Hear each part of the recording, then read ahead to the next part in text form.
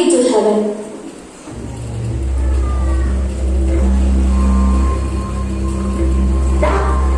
നീ തപ്പത്തെ രാജകുമാരനെ വിളിച്ചിട്ട് കഴിക്കാൻ പോവാത്തെ ഏത് നേരം ചവഞ്ഞോണ്ടിരുന്നോ നീ ഒരു വ്യായാമം വേണ്ട. എന്താ ഇത്? ഞാൻ എത്ര വർഷപ്പെട്ട് ലെവലിലെത്തിയാണല്ലോ. നാവടക്കണം അവന്റെ അച്ഛനെ പുറത്താൻ തോന്നുന്നു. ഇതിന്റെ നാവ് പൊട്ടിയാണല്ലോ അടിച്ച് ഞാൻ പൊട്ടിക്കും.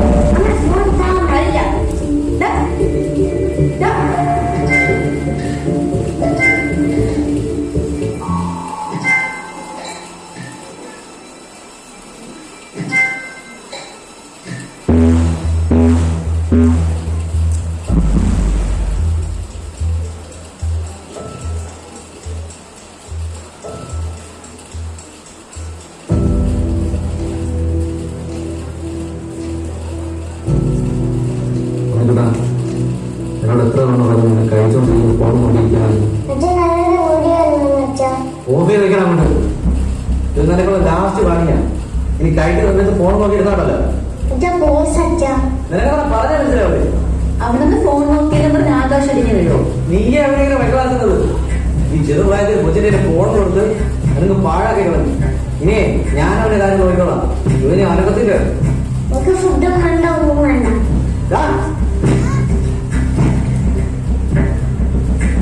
നിനക്ക് ആഹാരം കഴിക്കുന്ന സമയത്തുള്ളത് വാടച്ച് വെച്ചൂടെ? ഞാൻ ഒരു സീരിയസ് ആയിട്ടൊരു കാര്യം പറയാം. അപ്പൊ 24 മണിക്കൂറും ഫോണിലാണ്. ഇതിങ്ങനെ വേറെ എന്തെങ്കിലും പ്രശ്നം വെച്ചാൽ അവസാനിക്കത്തുള്ളൂ. അവസാനം കൈ കാര്യം അടിക്കേണ്ടി വരും. കുതിരെ കാര്യം ഇറങ്ങി പോയത് ഒരു പ്രശ്നം ഉണ്ടാവില്ല. പാവന്റെ കൊച്ച് ആഹാരം പോലും കഴിച്ചില്ല.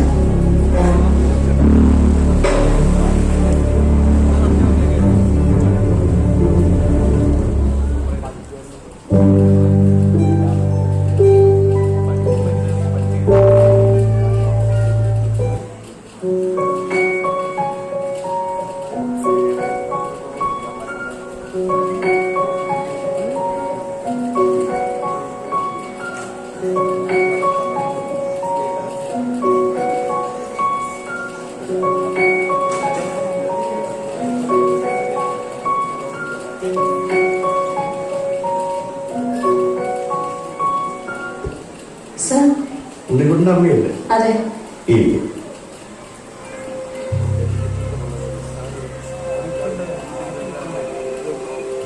എന്താ സാർ പെട്ടെന്ന് വരാൻ പറഞ്ഞേ? എന്താടാ, എന്ത് പറ്റി? പറഞ്ഞു പറഞ്ഞ എന്തായിരുന്നു? എന്താ സാർ എന്താണ് ചെയ്തത്? നിങ്ങളുടെ മകനെ ഒരു കുട്ടിയെ തള്ളിയിട്ട് തലകൊണ്ടിച്ചു. ആ കൊച്ചിനെ എന്തെങ്കിലും സംഭവിച്ചെങ്കിലും ഇനിയാണോ പിള്ളേരെ വളർത്തുന്നത്? എന്താണ് എനിക്ക് കേൾക്കുന്നത്?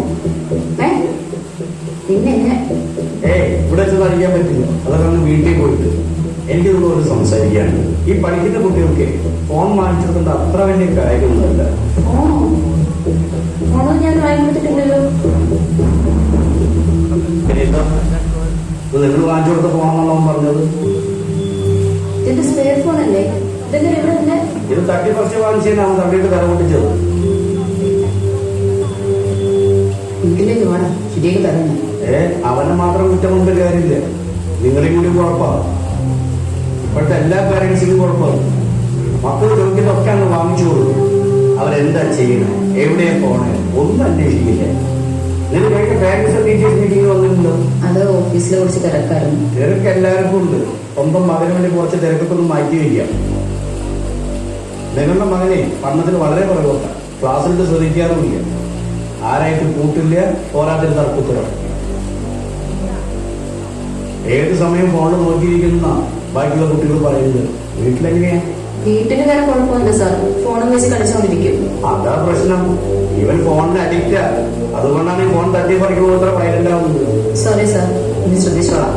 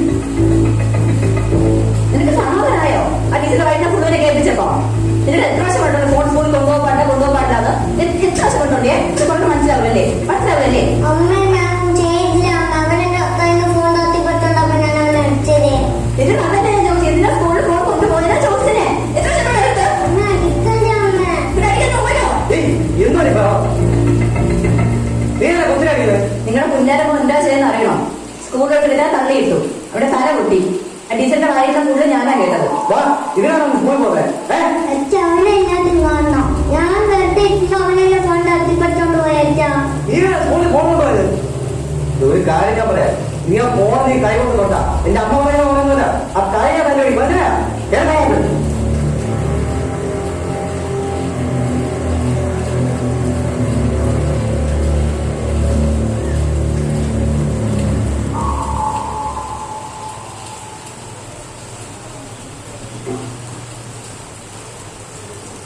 ഉറങ്ങിയില്ലേ?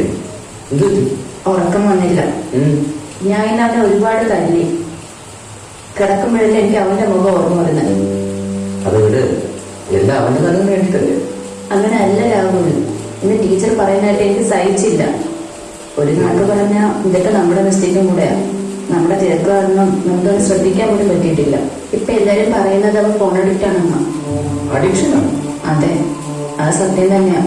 അവന്റെ കയ്യിൽ ഫോൺ കിട്ടിക്കഴിഞ്ഞാൽ ചുറ്റുള്ളൊന്നും അവൻ ശ്രദ്ധിക്കത്തില്ല.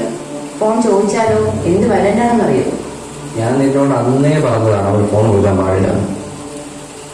അല്ല, നിന്നെയും പറഞ്ഞൊരു കാര്യമില്ല, ഞാനോട് പുറത്ത് ശ്രദ്ധിക്കുന്നത്. ഇതുവരെ നടന്നത് പോട്ടെ, ഇനി നമ്മൾ രണ്ടുപേരും അവരുടെ കൂടെ തന്നെ ഉണ്ടാവണം. മനസ്സിലായോ?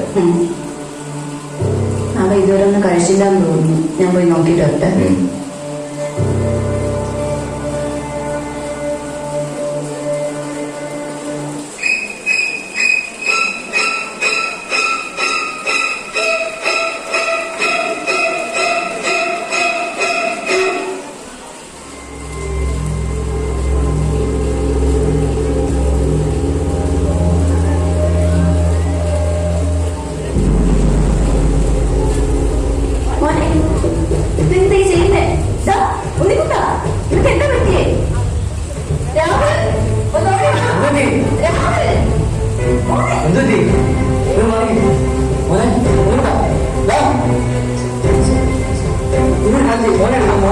ഞാൻ നാളെ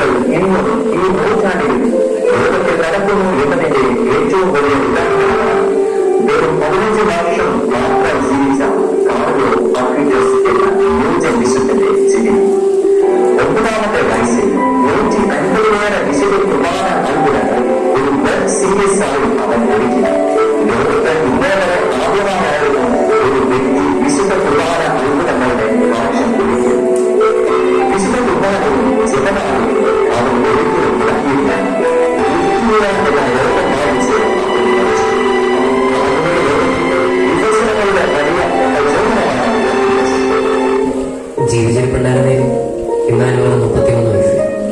പക്ഷെ 2006 15 വയസ്സ് ചെക്കൻ സഹോദരിയാണ് ഭയങ്കരത്. ചെക്കൻ്റെ തിരിശേഷിപ്പെട്ട് വീട്ടിൽ വരുന്നപ്പോൾ കൂട്ടത്തിൽ കളിച്ചിരുന്ന പ്ലേ സ്റ്റേഷനും കാണും, ഫുട്ബോളും കാണും, ഇട്ടിരുന്ന സ്നീക്കേഴ്സും കാണും, ജീൻസും കാണും.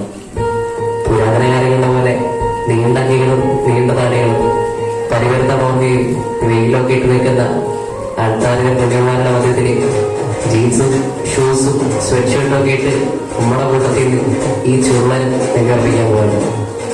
വിശുദ്ധി ആർക്കും വിദൂരങ്ങളിലല്ല, ഈശോയെ കട്ടയ്ക്ക് കൂട്ടി പിടിച്ച് എല്ലാത്തിനും ഏർപ്പെടണം. അപ്പൊ നമ്മൾ ഏർപ്പെടുന്നതെല്ലാം വിശുദ്ധമാവും കൊടുക്കുന്നു.